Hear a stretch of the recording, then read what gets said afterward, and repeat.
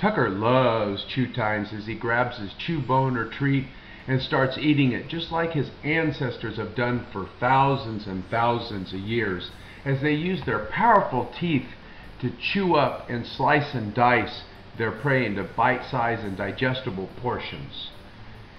Tucker's teeth, when he uses the chew bones and chew treats I give him, are nice and clean and white. And you can see his premolars, which he inherited from his ancestors, operate in a scissor-like fashion. But does a dog's diet contain enough harder material to keep their teeth clean? Like this bone, the smoked pork bone. It's smoked, it's not baked and brittle, but it's just hard enough to help clean the dog's teeth. And the pig's ear, many dogs enjoy gnawing on the cartilage and skin of the pig and to keep their teeth and gums exercised and clean and healthy. Other things you can get are big beef femurs. These tend to have a big, hard cortex and will fracture dogs' teeth on occasion. Rawhide Treats, big chews made out of beef skin and sprayed, will sometimes cause reactions, as will these beef bully sticks. Cookies and treats and dental chews, are they enough? Well, remember, the wolf chewed on bones and gristle and ligaments, and these are just cookies. In fact, if humans can eat them and break them apart with their teeth, it's a good bet that dogs can do it very easily. And I haven't seen these types of treats and chews do much to get rid of the really bad tartar and gum irritation in a dog's mouth and teeth. Smoked pork bones, which are great chew treats, as well as the beef frozen femurs that are frozen raw, and the dogs can gnaw on the cartilage and the marrow. There's many other types of meat products, bone products you could get at your supermarket, especially in the pork section. There's the pork hocks that are really reasonable. But my favorite's always been the raw frozen chicken thighs, because the dogs can gnaw on those and get good nutrition and clean their teeth at the same time. Why would a veterinarian be telling you to feed chicken bones and chicken thighs? Well, in feeding my dogs frozen chicken thighs for years and years, I've never seen a problem, nor have I seen it in many of my clients that choose to feed the same way.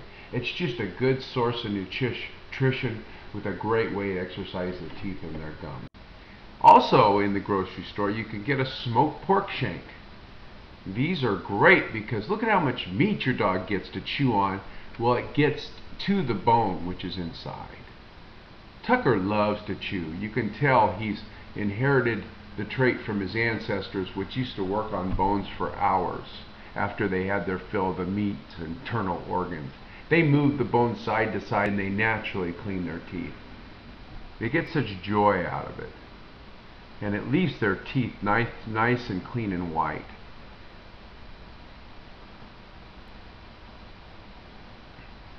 Here's Maisie, and she loves to chew also. Here's to show you how a dog should chew. If your dog's a gulper and a swallower, this isn't a good practice. Maisie carefully chews up the bone, using small little bites, and chews for hours. Here's Reggie. He's learning. He's not too good at chewing yet.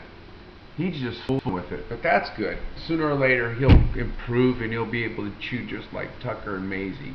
Right now he's more concerned with ripping the meat off the bone and the gristle and turning the bone over and over again to see if anything else happens on the other side. He'll even use his feet on occasion.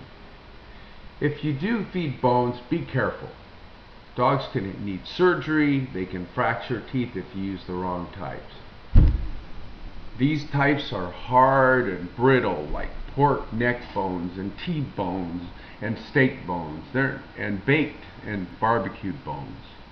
And after your dog eats bones, his or her stool will look bright white, and if he eats too many at once, he will actually, or she will actually get constipated and may need enemas and surgery. So when you give bones, you have to make sure they don't really eat too many or chew them for long periods of time. I know my dogs, but I do give them a time limit, and I only give them bones about once every 2 weeks. If you don't give your dogs bones, then you can get a dental done, which is when we chip off the tartar and we clean and polish the teeth. And we can always do that if you don't want to give bones, or if your dog isn't a candidate for bones. That is, if they gulp and swallow and they don't chew. And some dogs need dentals. They just don't chew enough, and they'll develop tartar and they'll get gum infections. Reggie loves to do tricks with his bowl when it's feeding time. He runs back and forth with his bowl. When I go started in my feeding pattern, he'll show me that he wants to eat by taking both bowls around. Watch him tip one up. Tip it up, Reggie. There you go. And then he brings it back in just to show me he's ready to eat.